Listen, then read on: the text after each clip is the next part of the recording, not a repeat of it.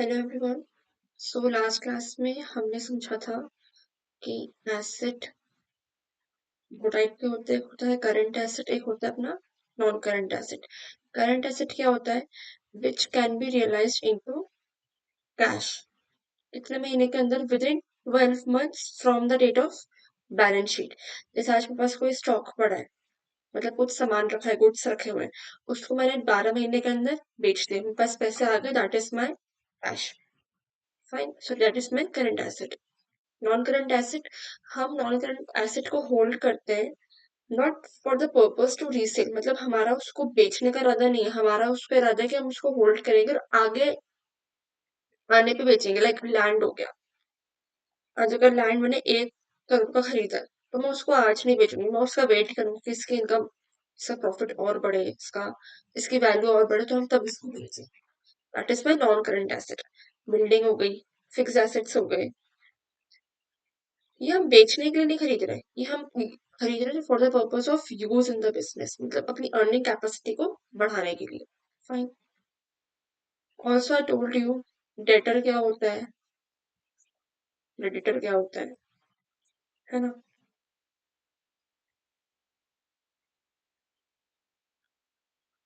Simple. मैंने example देखा था जेठन और सुंदरलाल वाला। तो लेंडर कौन होता है? Lender is the person who gives money और गुड्स ऑन क्रेडिट। बेसिकली अगर मैं इसको सिंपल भाषा में और बोल दूं ना, तो लेंडर हो गया अपना सेलर। एक जो क्रेडिटर है, इसके ब्रैकेट में एग्जांपल लिख दो, ये हो गया अपना सेलर, जो उधार पर पैसे या सामान दे रहा है। और जिसको उधार पर सामान चाहिए वो अपना कौन हो गया? बायर हो गया। करेक्ट। डेटर, जिसको उधार पर सामान दिया है। अब इसमें मुझे एक चीज बताओ, एक और बार इसको समझते हैं। ये अपनी ग्रोसरी स्टोर है, ठीक है। इसका नाम है पिंकी। पिंकी को चिप्स खरीदने थे। इसने क्या करा कि घर से गई और चिप्स लेके आ गई, और पैसे भैया को बोले पैसे बाद में देंगे, शाम को दे देंगे, बाद में देना। अब अपन पहले पिंकी के एंगल से समझते हैं। पिंकी घर गई, ठीक है। तो अब इसके सर पे क्या आ गया? एक बर्डन आ गया। क्यों आ गया? इसको कुछ पैसे बाद में देने हैं। तो पिंकी के लिए, for Pinky, that grocery store वाला अंकल कौन है? वो लाइबिलिटी हो गए। क्यों? पिंकी ने कुछ अमाउंट बोरो कर लिया, पिंकी ने उधार पर सामान खरीद लिया, which is also not, Pinky ने एक क्रेडिट ट्रांजेक्शन कर लिया, भी कैश में कुछ लेना देना नहीं करा, डायरेक्ट उधार पे करा है। तो पिंकी के लिए अंकल एक लाइबिलिटी है। फाइन। अगर अपन अंकल के पॉइंट ऑफ व्यू से देखें, तो अंकल को पिंकी से सामान लेना है, तो पिंकी एसेट है अंकल के लिए। ओके। एसेट क्या होता है? Economic resource which will give me benefit in future. मतलब मुझे भी उससे कुछ सामान लेना है। अगर मैंने आज किसी को 60 रुपए या चलो 100 रुपए दिए, 100 रुपए के चिप्स थे, अब मैंने उस, तो मैंने क्या करा, मैंने कहा उसके 100 रुपए मैं दे देती हूँ। तो जब सामने वाला बंदा मुझे वापस से 100 रुपए पे बैक करेगा, तब तक वो मेरे लिए एक एसेट है कि मुझे उससे कुछ अमाउंट रिकवर करना है। फाइन। तो इसमें अगर मैं बोलूँ तो ये क्या हो गया? ये पिंकी है डेटर, बायर, जो उधार पर सामान खरीदता है। डेटर हमारा क्या होता है? Current asset. Grocery store liability हो गई, ठीक है। मतलब पिंकी के पॉइंट ऑफ व्यू से ये लाइबिलिटी, और ग्रोसरी स्टोर के पॉइंट ऑफ व्यू से पिंकी अपनी सेट है। फाइन। पिंकी के ये हो गया डेटर, इसके पीओवी से, और इसके पीओवी से ये हो गया अपना क्रेडिटर। ओके।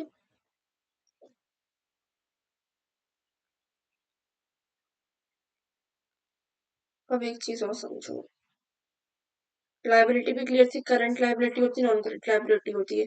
करंट लाइबिलिटी जो हमको 12 महीने के अंदर पे बैक करनी है, नॉन करंट लाइबिलिटी जो अपने लॉन्ग टर्म के लिए सामान बोरो करा है। Fine. Now let me ask you some questions.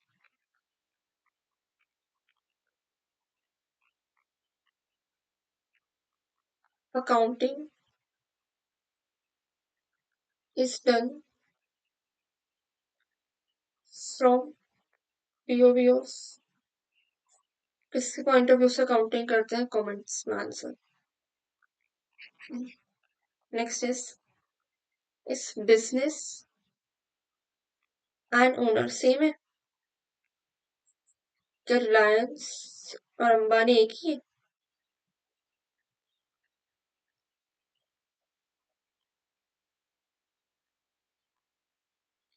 Capital क्या है?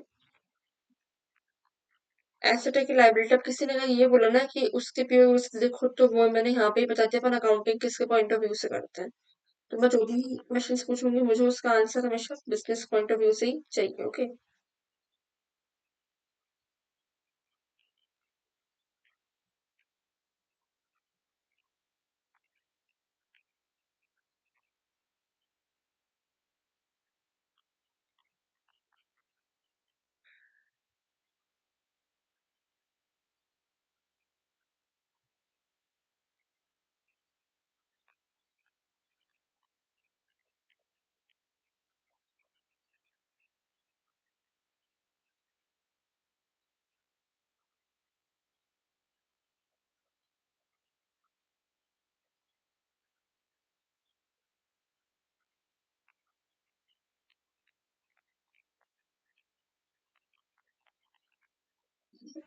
सिंपल है, इसको लिख के रखो एक बार, बहुत एकदम सिंपल भाषा में। डेटर होता है अपना बायर और क्रेडिटर अपना होता है seller.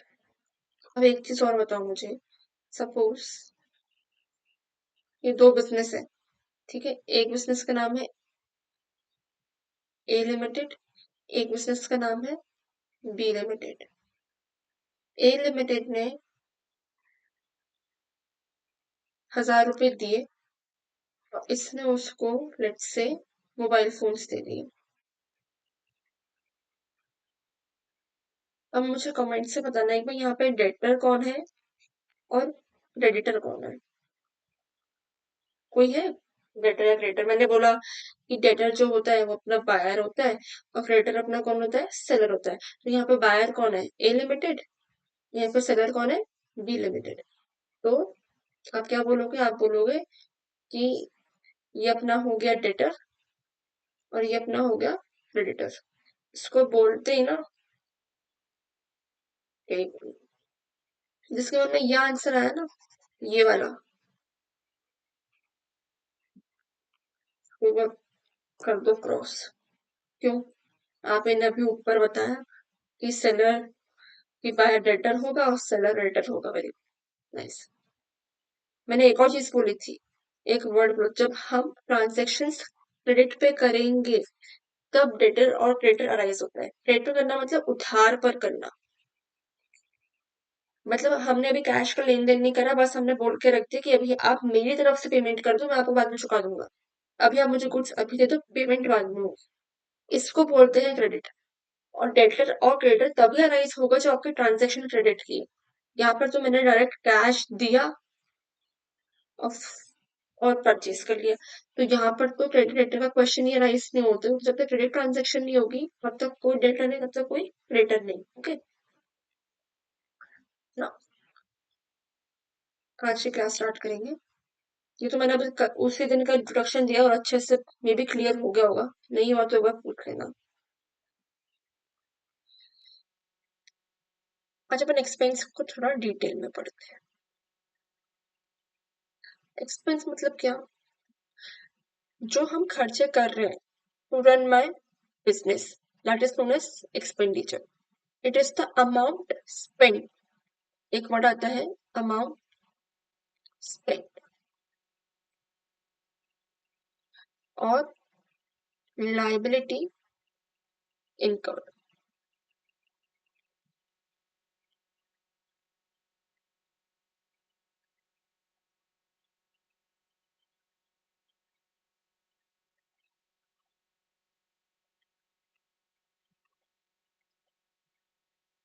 Is the amount spend to earn revenue. Revenue क्या होता है? रेवेन्यू प्रॉफिट, अनदर रेवेन्यू मतलब अपनी ग्रॉस सेल्स जो हो रही है। Okay, now amount spend to earn revenue. Momos वाला एग्जांपल है। मोमोज के लिए क्या लगेगा? मैदा लगेगा, वेजिटेबल्स लगेगी, वो जो मक होता है बेसिक। अगर मैंने इनका खर्चा करा तो ये क्या हो गया? एक्सपेंस हो गया। अब एक डाउट आ सकता है कि आपने लिखा है कि amount spend to earn revenue, तो क्या एसेट मेरा एक्सपेंस नहीं है?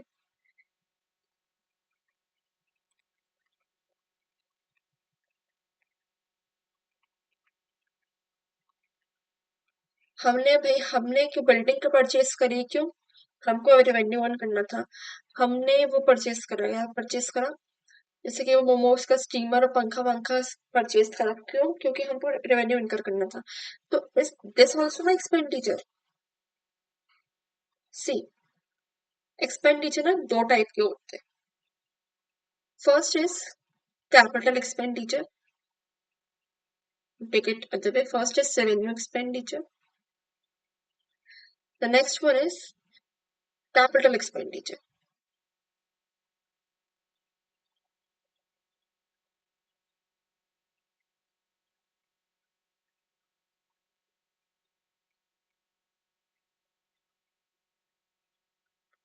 कैपिटल एक्सपेंडिचर और रेवेन्यू एक्सपेंडिचर, इन दोनों में डिफरेंस होता है।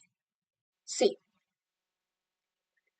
when you are purchasing any asset, then that is your capital expenditure. Capital मतलब अगर हम हमारा बिजनेस को थोड़े बड़े लेवल पे लेके जा रहे हैं तो उसके लिए हमें कुछ अमाउंट इन्वेस्ट करना पड़ेगा, या तो कैश में या तो कोई एसेट में।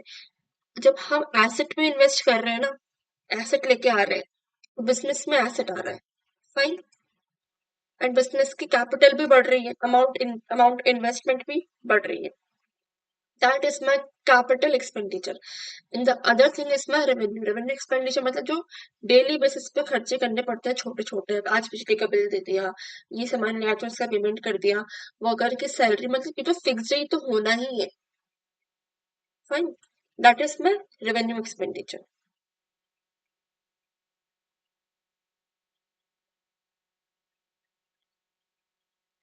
एसेट आप होल्ड करते for the purpose of benefit. Future में अपन को इससे बेनिफिट मिलेगा।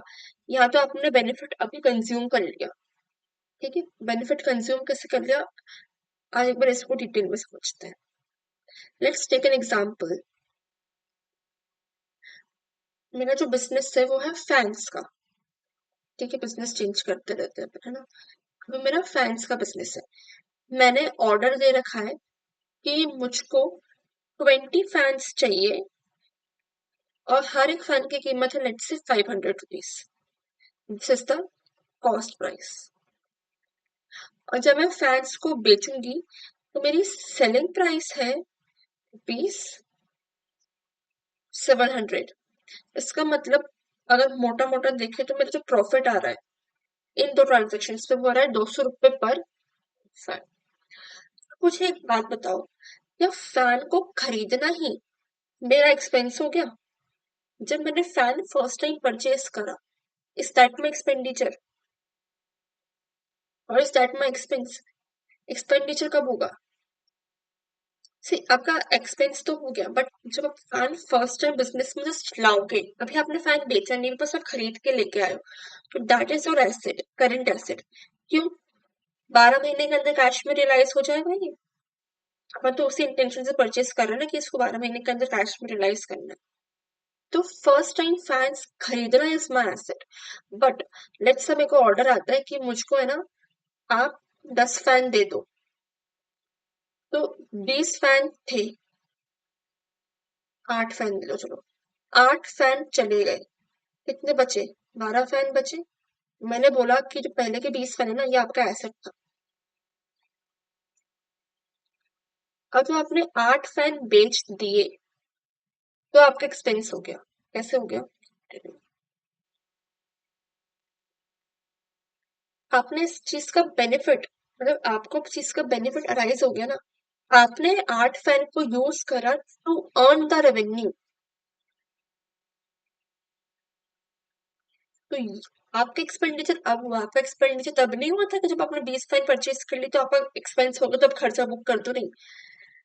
नाउ इन अब आप जब स्कूल्स में जाएंगे तो आपको बोलेंगे कि 20 फैन खरीदना आपका परचेज है and purchase is your expenditure. गलत। जब 20 फैन खरीदना ही एक्सपेंस नहीं हो गया, जब यू विल स्टडी थोड़ा बहुत डिटेल में, यू विल अंडरस्टैंड 20 फैन खरीदना एक्सपेंस नहीं है। 8 फैन को यूज करना, जब 8 फैन आपने बेचा तो वो 8 फैन की जो कॉस्ट पड़ी ना, तो वो आपका एक्सपेंस हुआ है। क्यों? क्योंकि हम तो स्कूल्स में ये भी सिखाएंगे कि closing stock is my asset.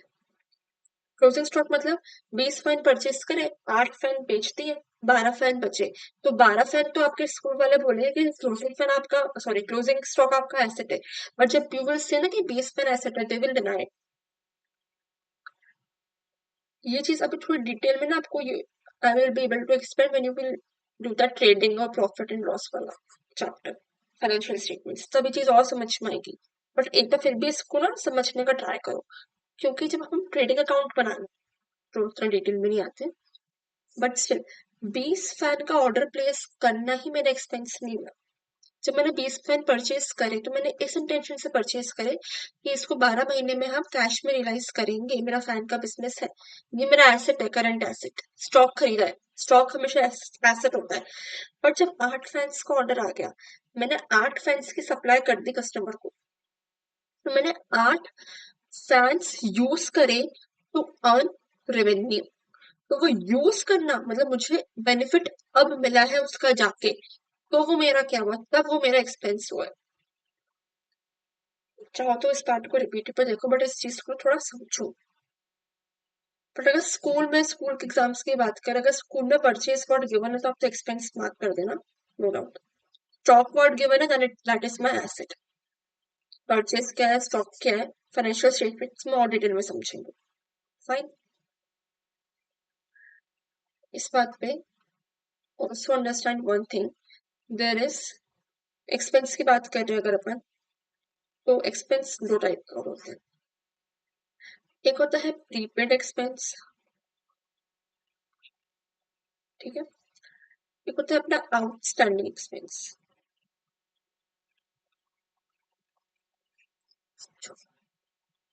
Pre पे, प्री पे, प्री मतलब पहले, पेड मतलब पेमेंट कर दी, पहले ही पेमेंट कर दी। आउट मतलब, हाँ चलो, आउट मतलब बाहर। स्टैंडिंग मतलब खड़ा है। क्या खड़ा है? एक्सपेंडिचर खड़ा है, बाहर खड़ा है, दरवाजे पे नहीं। पहले प्रीपे की बात करते हैं। वर्ड सुना, प्रीपेड रिचार्ज, और एक होता है पोस्ट पेड रिचार्ज। प्रीपे में क्या होता है, अपन पेमेंट पहले कर देते हैं, है ना। और फिर जैसे कि जियो का प्लान चलता है 800 में 3 महीने, जो भी है वो 800 में 3 महीने, तो 800 की पेमेंट आप आज कर दो और आने वाले 3 महीने में क्या एंजॉय करो, बेनिफिट एंजॉय करो। पोस्ट पे भाई, भाई आपने ये पूरा मंथ यूज कर लिया, अब आप मुझे इसके 300 रुपए दे दो, बाद में आता है। तो प्री पे मतलब मैंने एडवांस में पेमेंट कर दी,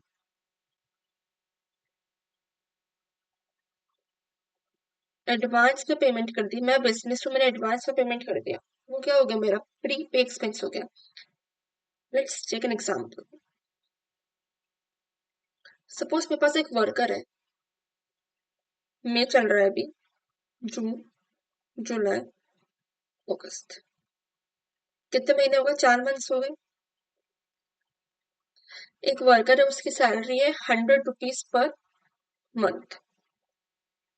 मई में मैंने उसको क्या करा, मैंने उसको 400 रुपीज दे दिए, उसको मैंने 400 रुपये पहले ही एडवांस में दे दिए। समझना, मैं बिजनेस में मैंने 400 की पेमेंट पहले कर दी। तो अगर मेरे पॉइंट ऑफ व्यू से देखें तो मैंने क्या करा, प्री पहले पेमेंट कर दी, तो हो गया मेरा प्रीपेड एक्सपेंस। बट अब उस एग्जाम्पल वापस आओ, क्या मेरा खर्चा एक्चुअली हो गया? क्या उसने मेरे को सर्विसेज प्रोवाइड कर दी? भाई एक्सपेंस कब होता मेरा, जब वो बंदा मेरे को हर महीने सर्विस प्रोवाइड करता। उसने तो बस मुझे मई मंथ की सर्विस थी, मैंने उसको मई में पेमेंट कर दिया 400 रुपये। एक्सपेंस तो मेरा 100 का ही, मतलब कि हर महीने 100 100 100 100। एक्सपेंस कब कब होगा? जब मैंने कुछ अमाउंट स्पेंड करा टू अर्न रेवेन्यू। क्या मुझे उस चीज का बेनिफिट आज मिल गया? आज मैंने उसको 400 की पेमेंट कर दी उस बंदे को, बेनिफिट आज नहीं मिला मुझे उस 400 का, बेनिफिट मुझे सिर्फ 100 का मिला। तो वो 100 ही मेरा एक्सपेंस है। बाकी जो 300 रुपये आ रहा है ना, ये वाले, ये हो गया मेरा प्रीपेड एक्सपेंस। प्रीपेड एक्सपेंस में क्या होता है? एसेट। क्यों? मैं फ्यूचर में उससे बेनिफिट अराइज, हाँ फ्यूचर में मुझे उससे बेनिफिट मिलेगा, then that is my asset. ये मैं नेक्स्ट क्लास से पढ़ाऊंगी, फंक्शनल लायबिलिटी, बट इसको समझो।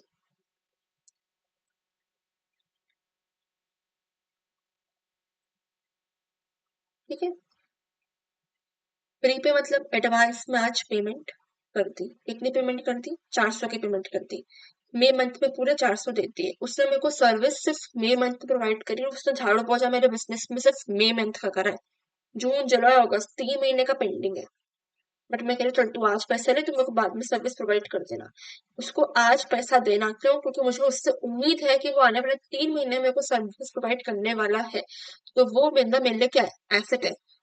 उससे कुछ फैंसी वर्ड होगा कि भाई ये तो मेरा प्रीपेड एक्सपेंस और कुछ नहीं। Prepaid expense, okay. एक्सपेंस कब होगा? जब मुझे उससे बेनिफिट मिलेगा। बेनिफिट कब मिलेगा? जब वो इंसान मुझे काम करके देगा।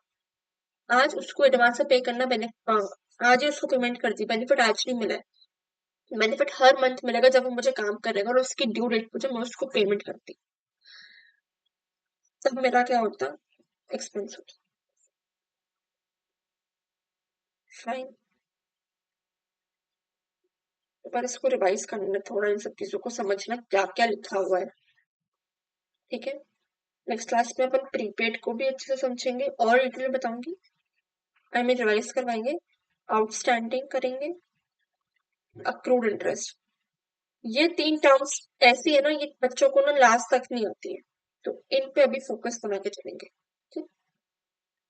Thank you.